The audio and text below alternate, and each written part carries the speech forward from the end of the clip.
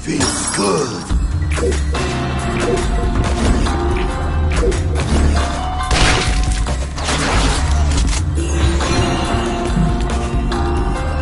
The man who never had his fill. It was a cold and snowy eve. Certainly no night for a man without a home to be walking these grey and endless streets. Inside the pizza parlour, George Reed spun a lively tune on his harmonica. The local children giggled and pointed excitedly at the harmonica man as their parents glowed with approval. His reward would be all the pizza he could eat, 6 pies at least, and a warm bed in one of these folks' homes. He knew they were good for it. But when he tucked in for the night, George had not had his fill. As the years and calories stacked up, most men would have got older and fatter. Yet for all he consumed, George only got thinner as he washed from town to town. Tapeworm. Tonight he plied his trade with some grannies and orderlies in a nursing home. Hoo-ah! His harmonica filled the room with joy.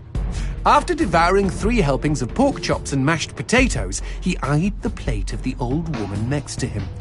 Juice dribbled down his chin. "Go ahead, Georgie," she said. "You're such a good boy. You shouldn't have to starve." But George had not had his fill. Early the next morning, he was already on the freeway with his thumb in the air. "Where are you headed?" said the man in the truck. "Nowhere," said George. "Anywhere."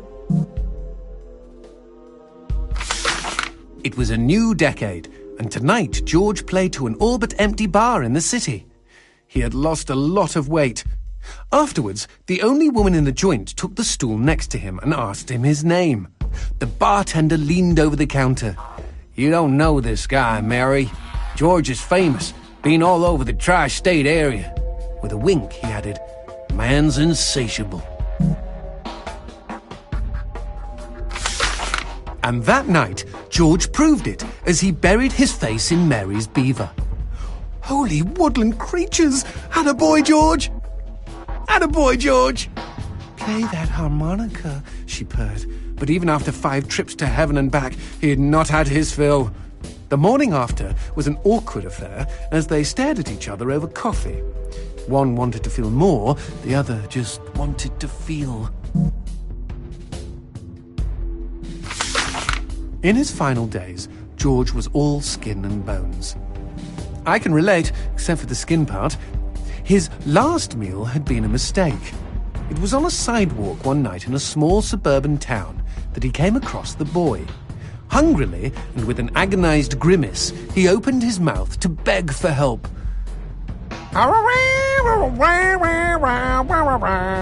Out came a cacophony of wheezes and toots, but the boy understood. Wait, you mean Jorge ate his harmonica?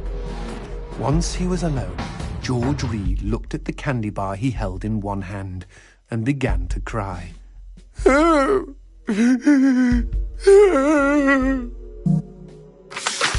They found George's half-eaten body in a market next town over. In one hand he held a knife, in the other a fork. Chunks of flesh had been torn from his chest and his arms. Blood framed an eerie smile. The wind that morning blew fierce, and as it whistled through the hole he'd carved out of his own neck, the harmonica man played his last song in this world. There were Gawkers, and many knew him. They shared stories of how he'd filled them with hope, filled them with life. They, at least, had had their fill. Especially Mary. The end.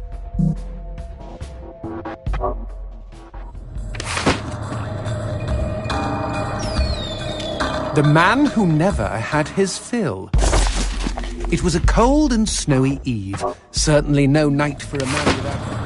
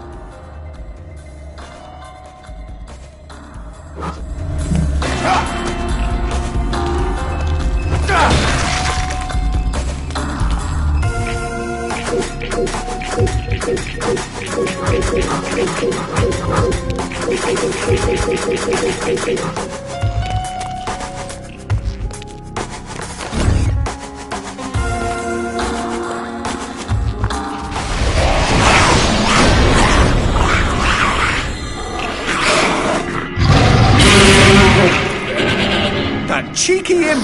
He doused our goat! Then let's put out some lights of our own.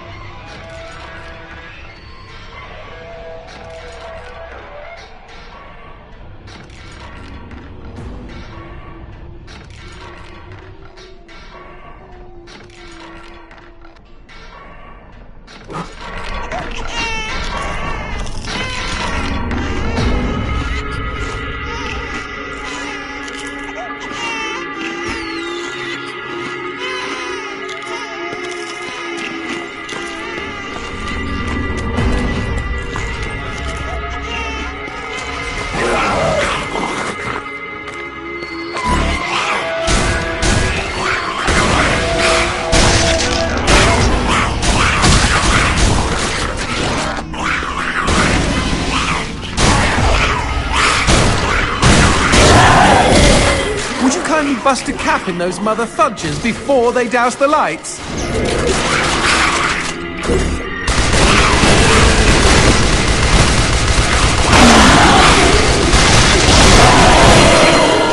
You know, we never finished talking about you kidnapping Paula. I didn't kidnap her. You hauled her out of a skip. Isn't that illegal in some states? What did she say? Nothing. Not for weeks. I was afraid to even touch her, you know? Like she didn't belong to me. To anyone. But something changed. There was a phone call.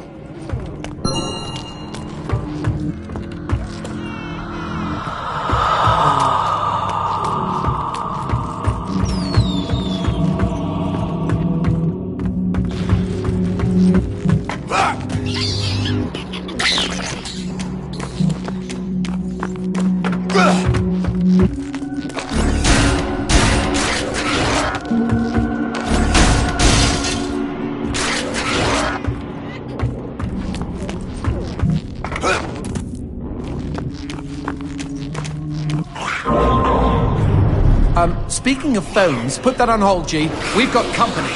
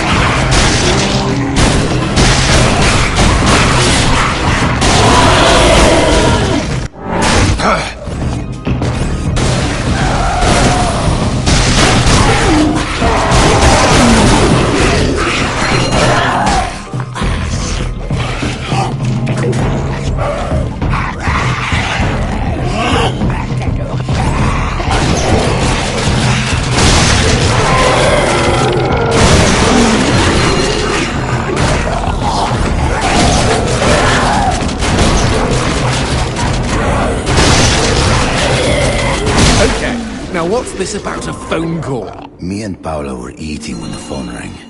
Suddenly, she slams her fork down and says, "Don't answer it!" Creepy. First thing she ever said to me. But I got up to take the call. Johnson, you should have seen her. She jumped out of her chair, ran to the phone, and ripped it right off the wall. Whoa. Then she came and put her arms around me and started crying. It was the craziest, weirdest, sexiest thing I have ever seen. I have been hers ever since.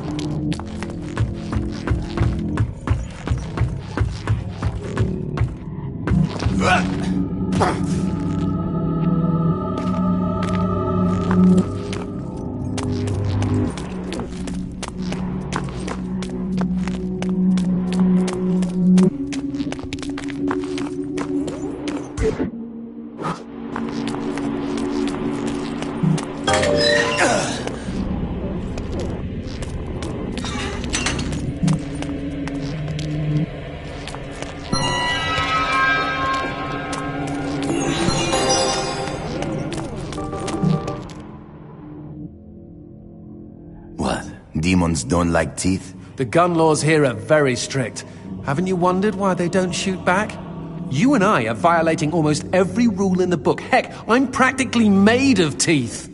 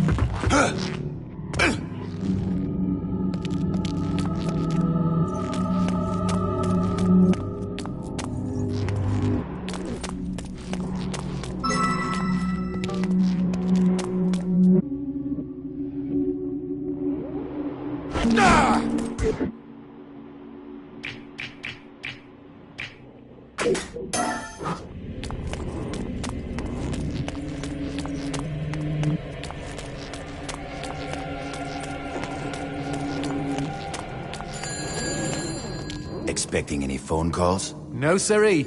Maybe it's from Paula. Or at least someone with answers.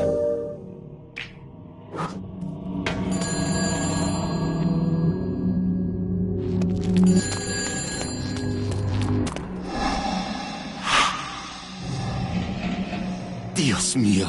Paula, is that you? When will this fucking torture end? Ah! From hottie to hamburger, just like that.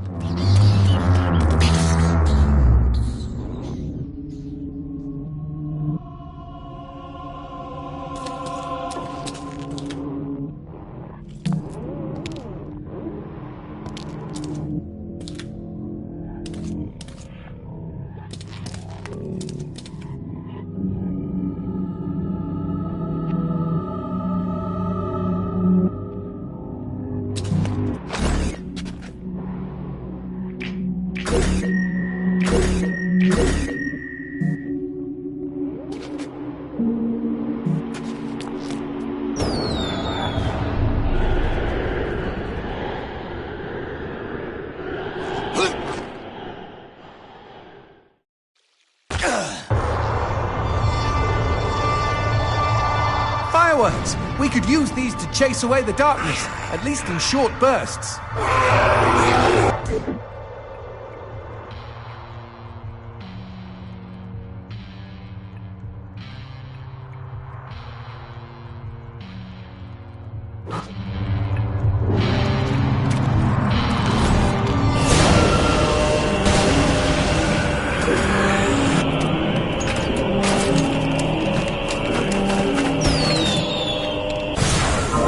Just look at them. Fiery sprinkles in a great big chocolatey sky. Johnson, shut up.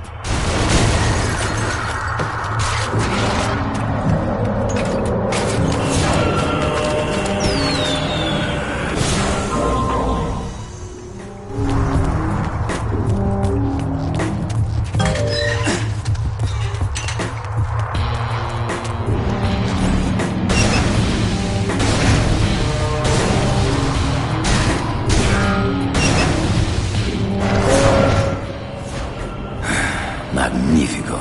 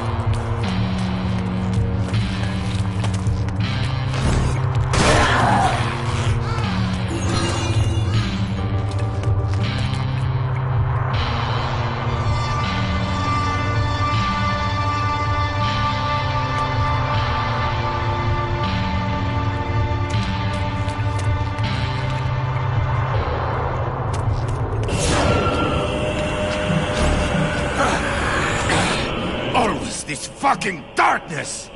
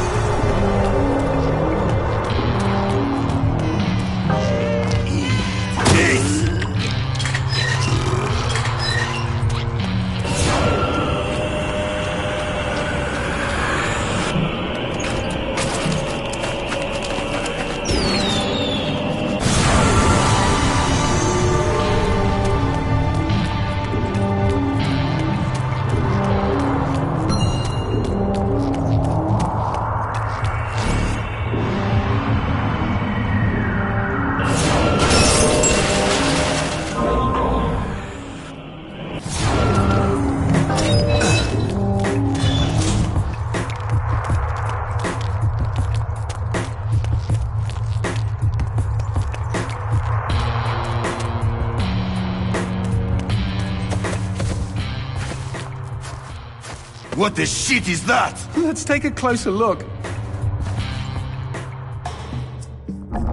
Well, howdy-ho! Name's Christopher. Now, don't y'all be afraid. I ain't gonna bite. Trust me. You see, I'm what you call a mixture of beast and human.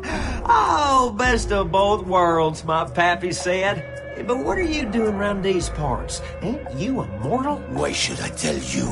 All I see is demon. Well, shucks. You gotta look underneath the leathery exterior. Deep down, I am a sensitive and understanding listener. Some asswipe named Fleming stole my girl and took her to his castle. And I am here to take her back. Meaning you are on a quest to kick the Prince of Evil's ass? Holy shit!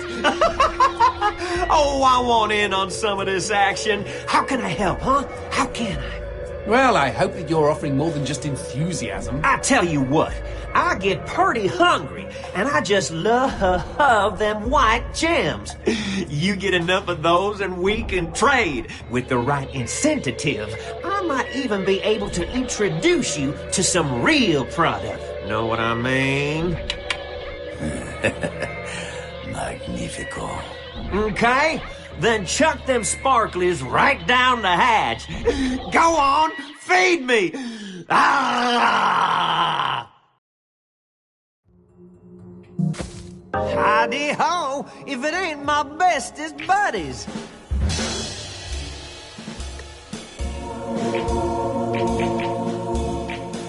I'm surprised Christopher hasn't had a visit from the GEA. You read about gem busts all the time.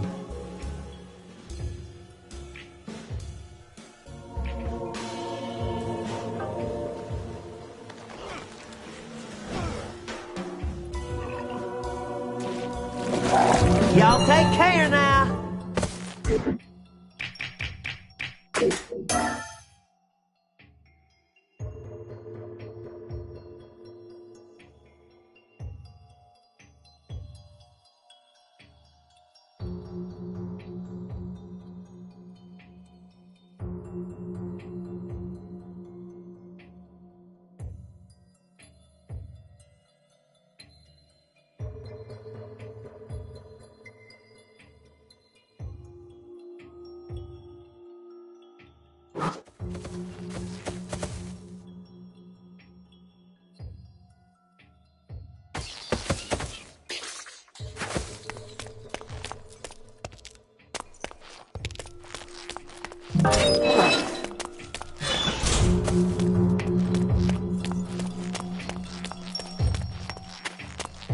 Whoa, what's this? Sushi with a dick? These guys may look ugly, but they're actually quite useful.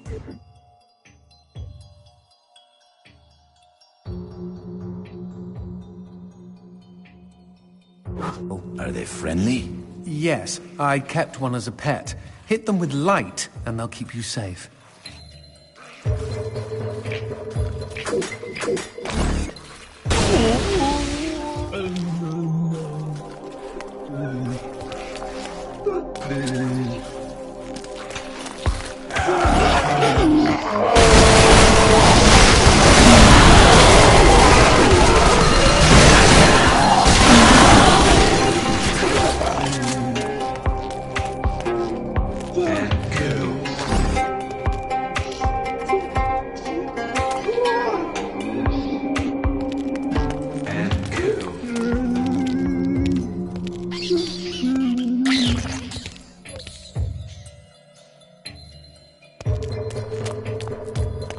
Cemetery. Really? I had no idea. No, there isn't. No need to get snippy. It's just this wasn't here before. Since when do demons get buried? Since I came to town.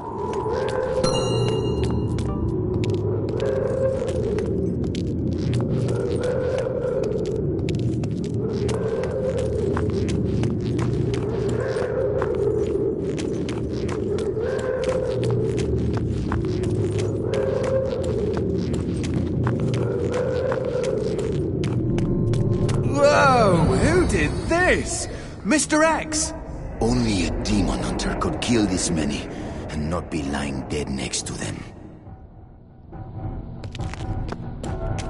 Paula and I promised we would be buried together.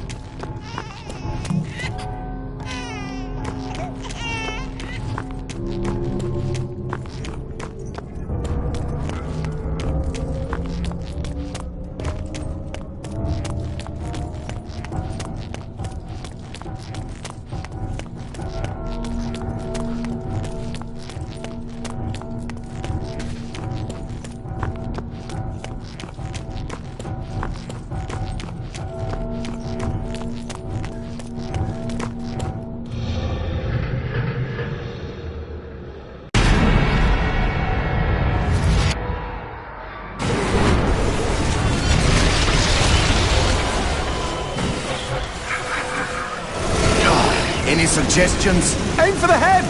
Not that you really have a choice.